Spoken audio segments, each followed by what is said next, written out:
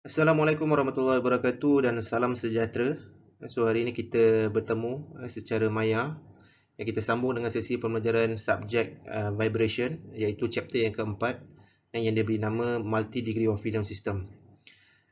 Dalam chapter yang keempat ini, ianya adalah kesinambungan daripada chapter yang kedua, iaitu berkaitan dengan single degree of freedom system, dan seterusnya adalah chapter yang ketiga, iaitu two degree of freedom system. Seperti mana yang telah saya maklumkan daripada awal sesi pembelajaran, di mana degree of freedom system bermaksud kebolehan sesuatu mass itu bergerak, sama ada pada paksi X, Y ataupun Z. Dan ianya telah dipecahkan kepada sama ada pergerakan tersebut secara translation ataupun rotational. Untuk contoh, sebagai contoh, kita ada satu kapal terbang. Kapal terbang ini kebiasaannya digunakan untuk mengangkat penumpang daripada satu titik kepada titik yang lain. Ianya kita boleh kategorikan sebagai one mass. One mass, ataupun kita pecahkan dia kepada two mass ataupun kepada three mass.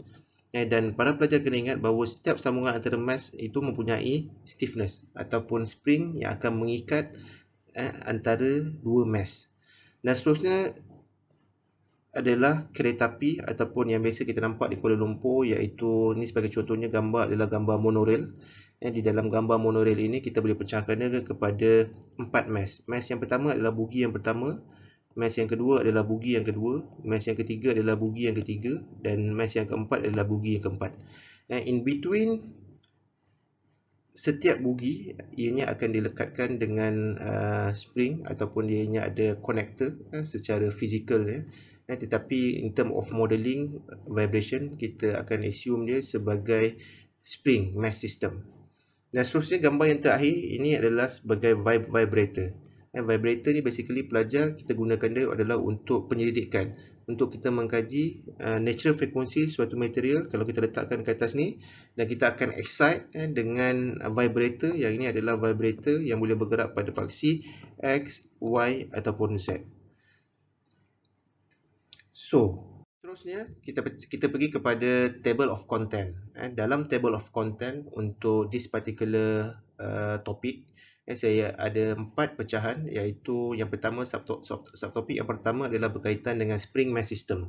Dalam spring mass system, apa yang para pelajar telah tahu, secara basicnya kita akan ada satu mass, dan mass connected dengan spring. Ataupun koefisiennya kita boleh letakkannya sebagai stiffness.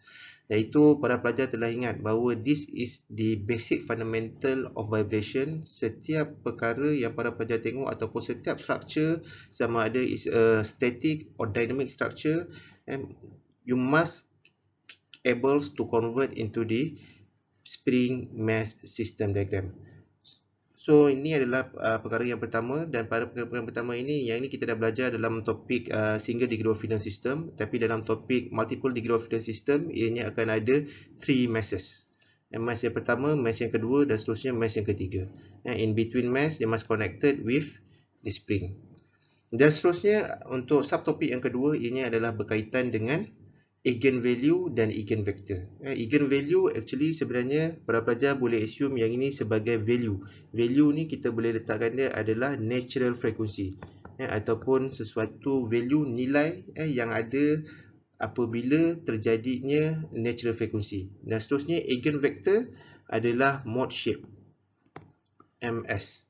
Mode shape, dan yang ini pun saya rasa saya telah ajar, cuma ianya adalah kesinambungan daripada chapter yang ketiga, iaitu para pelajar perlu mendapatkan eigenvalue ataupun natural frequency dalam sesuatu equation kuadratik, iaitu punca root suatu equation itu kita panggil dia sebagai natural frequency. Dan seterusnya eigenvector ni adalah mode shape. Mode shape di mana setiap pergerakan dalam suatu sistem itu pasti akan ada positif ataupun negatif. Dan seterusnya untuk subtopik yang ketiga, iaitu berkaitan dengan generalized coordinate. Generalized coordinate adalah satu koordinat yang kita generalizekan, sebab dalam suatu sistem basically yang ini akan ada local coordinates, yang ini pun ada local coordinates, dan yang ini pun adalah local coordinates. Tapi kita kena pastikan bahawa setiap pergerakan mass M1 ini mesti berkaitan dengan mass M2 dan seterusnya mass M3. Jika pergerakan M1 1, pergerakan M2 ini basically akan jadi 2 dan pergerakan M3 ni akan jadi 3. So itu dinamakan generalized coordinate. Kita generalizekan in term of movement, sama ada translation ataupun rotational. Dan seterusnya adalah generalized force. Generalized force ni adalah di mana force kita standardkan, kita letakkan dalam bentuk global, bukannya dalam keadaan koordinat yang lokal. Dan seterusnya yang terakhir adalah berkaitan dengan Lagrange equation. Lagrange equation adalah equation yang kita gunakan untuk mengetahui suatu di mana suatu perkara itu mesti ada input dan mesti ada output. In order we to achieve the output, we must do a work in between input dengan output. Basically kita akan ada work done lah. Okay, sebagai introduction first kali, for simplicity, continuous system are approximate as a multi-degree of freedom system. Yang ini sebab tu kita namakan dia sebagai multi-degree of freedom system. Kita tak namakan dia triple degree of freedom system. And multiple, it can be more than 3, up to 4 until infinity. And then equation of motion system can be obtained either by Newton's second law. Newton's second law ni saya telah ajar pada para pelajar, iaitu summation of F must be equals to MA. Dan yang kedua, metode yang kedua adalah Lagrange equation. Lagrange equation ni lebih kepada tenaga keupayaan. Sesuatu tenaga, work done itu mesti ada kaitan dengan kinetic energy dan seterusnya adalah potential energy. Nanti kita akan pergi lebih lanjut apa rumusnya.